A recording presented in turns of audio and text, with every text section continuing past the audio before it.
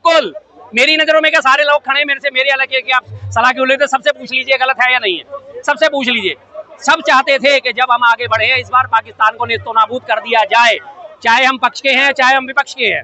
पक्ष और विपक्ष में इसमें कोई मतलब ही नहीं था, सबने एक संवेद स्वर में बोला था इस बार इसे सबक सिखा के रहो, इस बार इसे सबक सिखा दो मोदी जी, हम आपके साथ हैं। तो सिर्फ मेरा दिल नहीं टूटा और सबका ही दिल टूटा है। सभी इस बात को महसूस कर रहे हैं, सभी इस बात को जान रहे हैं कि हाँ जो उन्होंने स्टेप उठाए हैं वो गलत उठाए हैं। और सबसे बड़ी बात आप ये देखिए, हमारी युद्ध नीति, हमारी विदेश नीति, हमारे डंकाचार्य का डंका, हमारे कथित विश्वगुरु की हैसियत कि हमारे सीज फायर को अमेरिका जाके डिक्लेयर कर रहा है कि हाँ दोनों देशों का सीज फायर होगा, और अगले दिन उसे विदेश मंत्रालय और यहाँ से हमारे बयान जारी हो गए। हाँ रात भर चली बातचीत के बाद कि पाकिस्तान ने हमें कहा सीज फायर करो, चलो हम आपकी ये भी बात मान लेते हैं कि पाकिस्तान ने कहा सीज फायर करो, तो आपने क्यों करा?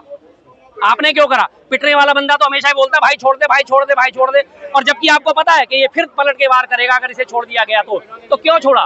क्यों छोड़ा? नहीं छोड़ा ना, नहीं छोड़ना चाहिए था। अगर पाकिस्तान ने रहम की भीख मांगी थी कि हाँ सीज फायर कर लो, तो आपने क्यों करा?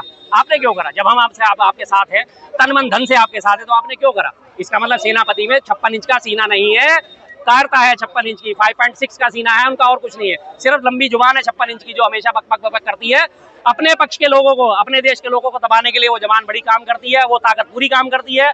किसी का चैनल बैन कर दिया जाता है, किसी राष्ट्रवादी नेत्रियों के ऊपर मुकदमे दर्ज कर दिए जाते हैं, किसी व्यंगकार के ऊपर मुकदमे लाद दिए जाते हैं। वो ऐसे ही लोगों को दबा सकते हैं। जब असली लोगों को दबाने का टाइम आता है वो चार कदम पीछे हट जाते हैं, 4 दिन में पीछे हट जाते हैं। लेकिन सवाल तो ये भी है कि लिखित समझौता नहीं हुआ है।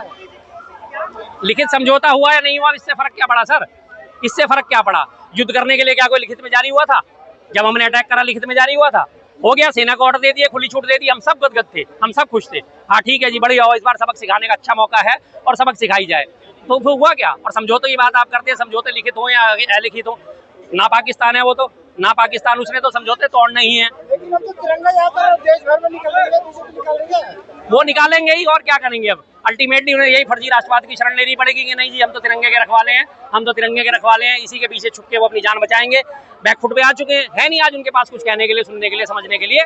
वही आगे बढ़ बढ़ के कह रहे थे, देखो कभी पुरानी बातें सारी याद दिला रहे थे। 71 में इंदिरा गांधी ने ऐसा करा, 65 में ऐसा करा शास्त्री जी ने, 62 में नेहरू जी ने ऐसा करा, और उसमें ऐसा करा, सब पुरानी कहानियां सारी याद दिला रहे थे। आज जब खुद के ऊपर बीती है तब कहाँ चले गए सब? अब उनके बाद लगातार आ रहे हैं, हिम्मत मत हारिए, मोदी जी ने बहुत बढ़िया स्टेप लिया है, बहुत बढ़िया स्टेप लिया है। हालत तुम्हारी वही है, तलवे ही चाटने हैं तुम्हें, कभी सीधे पाओगे कभी उल्टे पाओगे। अल्टीमेटली मोदी जी के तलवे चाटने हैं। मोदी जी ने सीधा पाँव उठा दिया तो तलवा चाटना है, उल्टा उठा दिया तो तलवे चाटने हैं। इसके अलावा तुम्हारे पास कोई हैसियत नहीं है, कुछ नहीं है तुम्हारे पास। आपने बैठक क्यों चलाई?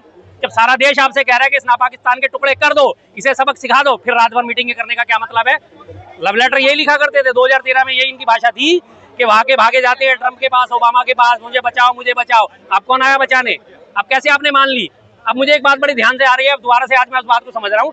बहुत दिन पहले नारा लगा था अब की बार ट्रंप सरकार, अब पता चला कि वो ट्रंप सरकार भारत में सरकार चला रही है, वो ट्रंप भारत में सरकार चला रहा है। जो लोग हवन कर रहे थे कि अब की बार ट्रंप जीतना चाहिए, वो इसलिए शायद पूजा कर रहे थे कि हमारे नीतिगत फैसले, हमारे युद्ध के फैसले, हमारी सेना के फैसले अब हमारे मिस्टर ट्रंप लेंगे, इसलिए नारा दिया गया था कि अब की बार ट्रंप सरकार। बाल आप समझ में आया ये कहानी क्या थी? थोड़ी देर से समझ आई लेकिन आ गई अब कहानी समझ में। इसी कश्मीर के बारे में कहा जाता था कि कश्मीर, अभी ट्रंप ने ही इसी बात को बोला था, कश्मीर तो आपका आंतरिक मुद्दा है, 1000 सालों से तुम तो कश्मीर के लिए लड़ रहे हो, अपने आप सुलझाओ। अब उसी मुद्दे को उन्हीं के पाले में डाल दिया।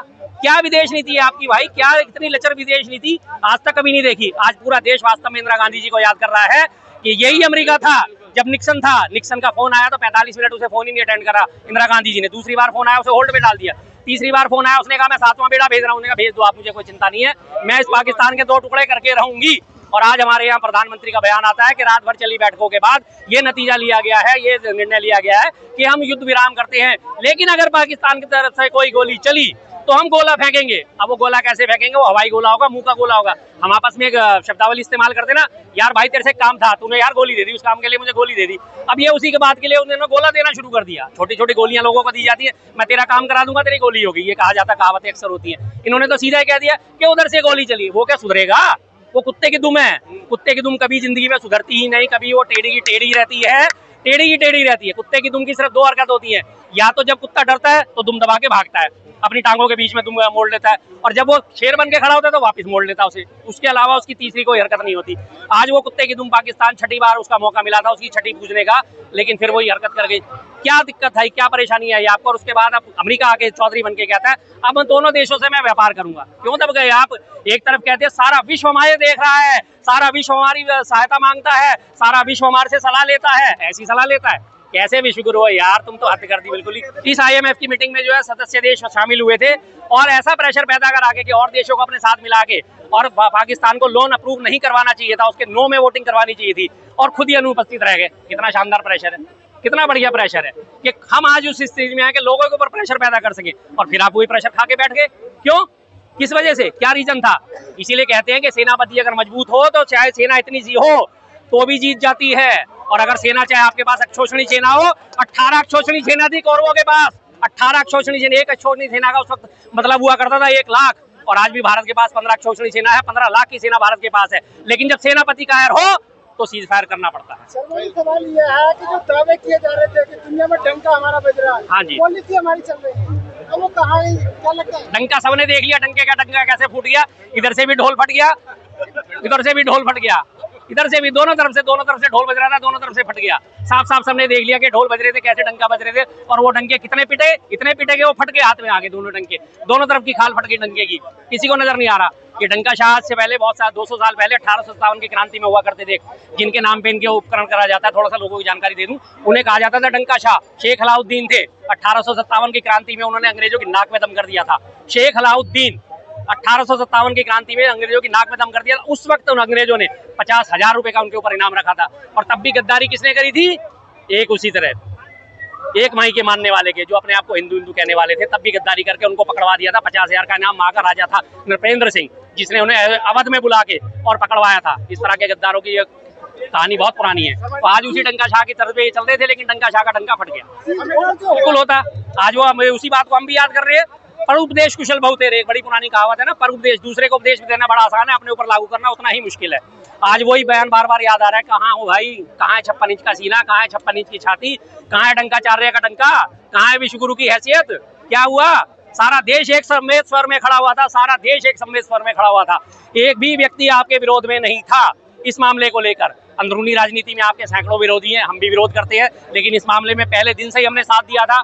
कांग्रेस वर्किंग कमेटी की 3 बैठकें हुई। कांग्रेस वर्किंग कमेटी ने साफ बोला आप आगे बढ़िए, हम आपके साथ हैं। TMC ने साथ दिया, अखिलेश यादव जी ने साथ दिया, तमाम विपक्षी दलों ने, किसी का नाम कोई लेना कोई छूट जाए तो अलग बात है, लेकिन सबने साथ दिया, सबने खुली छूट दी। आप आगे बढ़िए, हम आपके साथ हैं, कोई दिक्कत नहीं। महंगाई होगी हम झेल लेंगे, कोई और दिक्कत होगी हम झेल लेंगे, हम सब तैयार हैं। छोटी छोटी बच्ची जब अपनी गुल्लक तोड़ के पैसे दे रही है तो इससे बड़ी और बात क्या होगी? और आपने 4 दिन में लोगों को चांदनी दिखा के और अंधेरी रात कर दी अब लंबी। क्या हुआ? ये होगा भी नहीं, क्या जवाब देंगे? ये नेहरू की बराबरी करने चलते हैं, नेहरू जी को गालियां देते हैं। वो नेहरू जी थे जब 1962 के चलते हुए युद्ध के बीच में अटल बिहारी वाजपेयी जी ने कहा था इस पे संसद सत्र बुलाया जाए और इस पे मुझे स्पष्टीकरण चाहिए।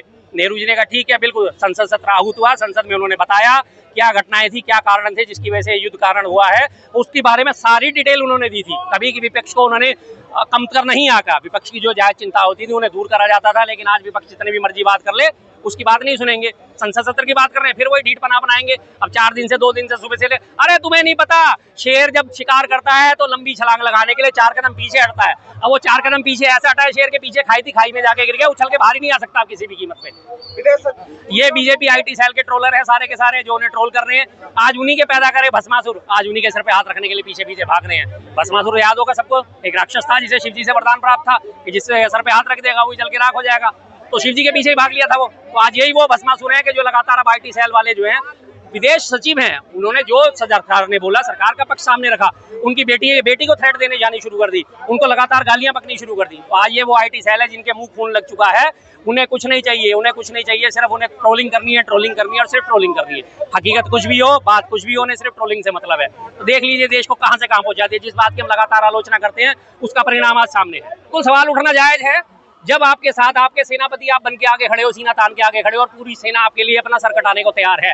पूरी सेना आपके साथ है खड़ी हुई, सिविलियन आपके साथ खड़े हुए हैं, व्यापारी वर्ग आपके साथ खड़ा हुआ है, महिलाएं आपके साथ खड़ी हुई हैं, छोटे छोटे बच्चे अपनी गुल्लक तोड़ के प्रधानमंत्री राहत कोष में 50,000 रुपए जमा करा रहे हैं कि सेना को कमी ना पड़ जाए।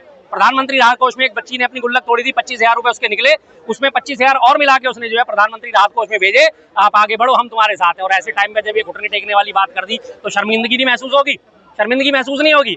जब हम चाह रहे थे, जब उसने हमारे 27 लोगों को मारा और उसके बाद हमारे सिविलियन और मारे हैं, करीब करीब हमारी जो हताहतों की संख्या 40 से ऊपर हो चुकी है, तो उनका बदला कहाँ है? क्यों नहीं आपने 4 दिन में बस ये फूफा करके उसकी बम निकले? आप तो बिल्कुल ही, हम आपको मुर्गा छाप समझ रहे थे, जो बड़ा एक ब्रांडेड पटाखा ब्रांड है मुर्गा छाप, कि इसका बम तो अच्छे बजते हैं, ये तो बिल्कुल एक सड़क छाप बम निकले, जिनमें से चिंगारी फुस्ट करके निकल गई और खत्म हो गई, लोगों को दिखा भी दिया, बम भी फटा और हुआ कुछ भी नहीं। क्या था ये?